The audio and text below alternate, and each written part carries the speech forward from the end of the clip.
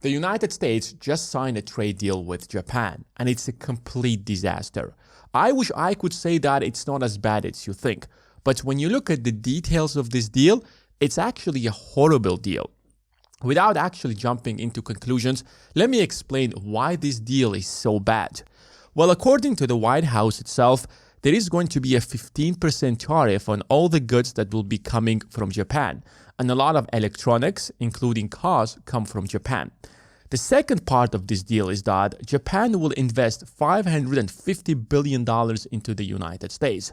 And it sounds great. If Japan is investing so much money into the United States, how that is not a good deal? How is that a bad deal? It makes no economic sense or whatsoever.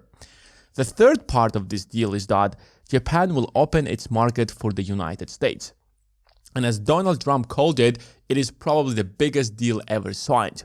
Now, on paper, this looks like a really great deal. But the real question is that, what does the $550 billion investment by Japan into the United States mean? Mr. Ishiba says these are loan guarantees. Is it more than that? Of course it's more than that. It's equity, loans, and loan guarantees. America will choose the projects, and all that Japan has to do is to provide the financing.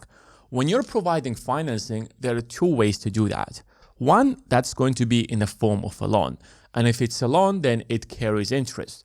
That means that if the US wants to build an AI data center, the Japanese bank is going to finance it at a certain amount of interest rate, and that data center will be built in the United States. It will provide jobs in the United States, but then the United States will simply have to pay back the loan plus interest. The second way to do that, it's going to be equity type of financing. And that means that the Japanese will own a piece of that business. So if you are building an AI data center or a pharmaceutical business in the United States, it will be built in the United States, maybe by a US company, and the equity will be split between a Japanese company and a US company. And it sounds great, fantastic. What is bad about this company? First of all, they haven't actually mentioned a deadline. Will the $550 billion be invested within a year or 2 or 3? And I've listened to the entire interview, and he made it clear that there isn't a clear deadline. So this money might be invested in the US within 2 years or 3 years, or maybe within the next 5 to 10 years. Well, that is also great. What's the problem with that? You see, that has already been happening in the United States for almost 30 years. And this is nothing new. And they have already invested in the US trillions of dollars. I've explained this in a previous video, but let me give you a recap. So basically, the interest rates in Japan are about 0.5%. And Japanese banks often borrow money from the Bank of Japan and then lend that money to the US government in form of a debt by buying US government bonds, because the interest rates in the United States are much higher than the interest rates in Japan. So imagine you're a Japanese bank and you borrow money at 0.5% interest rate from the Bank of Japan, and then you loan it to the US government at 4% interest rate or 5% interest rate. And then the US government will take that money and will spend it. And the United States government will decide how to spend that money, whether the US wants to build an AI data center, whether the US wants to build an educational facility, or maybe simply they want to give it to Lockheed Martin for another military project. It is up to the United States.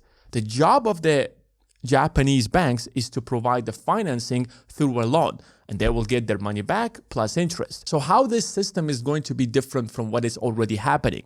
And they have already invested $1.1 trillion. That is how much money the US government owes to the Bank of Japan, or to the Japanese banks in general and Japanese corporations, including the Bank of Japan. How this deal is going to be different from this, I have no idea. The second type of financing is equity. But this has already been happening all this time in Japan and the United States. So you have Japanese corporations who are making stuff, such as Toyota.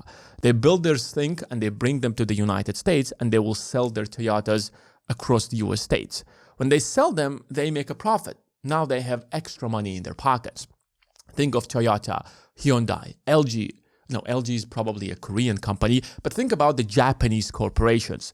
They made a profit in the US. What do you think they do with that profit? There are two things they do with that profit. Either they will loan it to the US government, again, the exact same thing at some kind of an interest rate, and they will receive interest rate by loaning that money to the US government. The second thing they usually do is that they will either invest it in a business. They might buy a business, or they will simply invest it in the stock market because they have all that extra dollars in the United States. Currently, Japanese companies own something between $1.5 to $2 trillion of US stocks, and it can vary, depends on the stock market. And if the stock market is down, that valuation will be lower. If the stock market is growing tremendously, then that valuation could reach $2 trillion. So in total so far, between the debt and equity, Japan has invested in the US around $3 trillion in the exact same way. And if this continues and the United States will say to Japan that, oh, we need a loan for something, well, that has already been happening. The problem is that Japan, or I would say that the US government hasn't been managing that money properly. The US government hasn't been spending that money on the US people by building data centers, but rather the US has been spending that money, for example, to pay its previous debts, or the US government has been spending that money by increasing the defense budget. So the question is that how this is going to be different. They will continue providing the financing to the US government, no problem. It has been happening since 1996 or even prior to that because they've been selling so much in the United States. But as we can see that it hasn't been working. So I don't see how this could possibly be different from what has been happening over the last 30 years if it's going to be a loan or equity type of a financing. The second thing they said that Japan will finally open their markets to the United States. And again, let's listen to what exactly the Secretary of the Commerce said about it. I'm not going to put words in their mouth. Just listen to what he said. So if they say to the president, we will open our market to you, and I mean really open it, meaning we will take U.S. cars, think of what the Japanese did. They said, we will take U.S. cars based on U.S. standards. So you don't have to make a different car. You can take the car you make in Detroit, put it on a boat, and send it. So Japanese basically accepted the fact that if you make the car in Detroit or anywhere in the U.S. based on the U.S. standards, just bring it and sell it in Japan without changing the requirements. You see, every country has requirements, especially for safety and emission. So Japan has much stricter safety requirements than the United States. And if Ford wants to sell their cars in Japan, then they have to meet those standards before they can sell them. Now, they have agreed that they will accept US safety standards. Now, the question is that, will the Japanese people buy that less safer car because the United States is simply selling it in the US? Well, I don't think so. If we have a Toyota that is much safer than Ford, why would people even buy Ford? Maybe there is going to be some demand, but that demand is going to be extremely minimal. So you can't basically just build cars the way you build them in one country and ship them to another country expecting that it will be sold. It's one thing to build a car, it's another thing to sell it. And if people in Japan are not going to buy it, what's the point of removing that safety standard if Japanese people simply believe that this car is going to be less safer? The second problem is that you have to build a different car for every region. If you're building a car for a desert type of a country, think of Saudi Arabia where it's always sunny and it's literally always really, really warm. And think of Canada where it's extremely cold, and in a lot of places in Canada you have very harsh cold conditions. Now you can't build one car for both of these countries because in one country you have to put emphasis on the fact that it's a very sunny country and you have to build really great air conditioning for them and maybe to build the car in such a way that it doesn't melt down under that super sunny weather. But when you're building a car for Canada, then you don't have to care much about the air conditioning, but you have to care about that it's going to withstand those very cold, harsh weathers. So you can't be building one car in Detroit and ship it to the rest of the world and expecting that people in those countries are going to buy that car. It doesn't work like that. You always have to keep in mind the differences in the regions. You might remove those requirements by the government and you can just bypass them, but bypassing those requirements doesn't mean that the final consumer will buy it.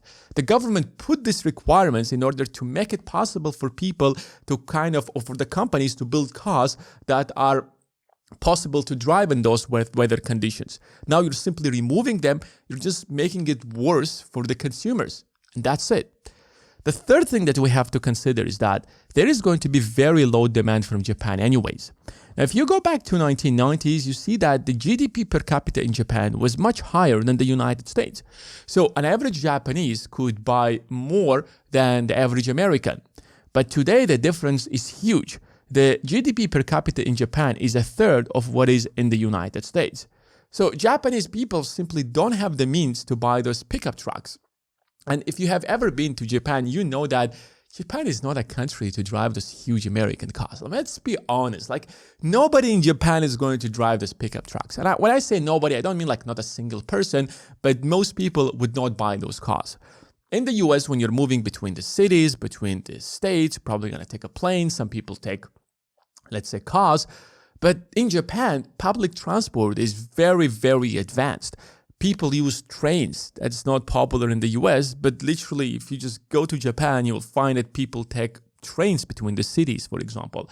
And that's why the differences in the regions and the differences in the culture and the differences in the countries are not going to make that possible. The reason that US pickup trucks, such as Ford Ram, are not popular in Japan, not because there are some kind of requirements by the Japanese government for these American-made cars, but simply because these pickup trucks in Japan are not possible. Nobody gonna buy them. There is no demand for them in Japan.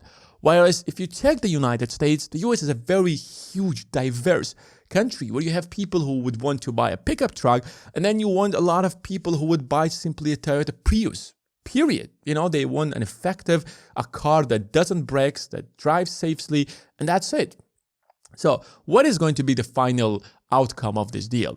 This deal is nothing new. With the investment, it has already been happening. By opening the market, it's not going to change much. The only thing that's going to happen is that there is going to be a 15% tariff on Japanese cars. And that means that American car companies now don't have to push and be more efficient and drive their prices down. American car companies will be able to raise their prices because they know that the Japanese cars now will be, let's say, 15% more expensive than the US. So it will simply benefit the American car companies by making them lazier, and the final consumer will pay the price for that. And the tariffs will go into the pockets of the government.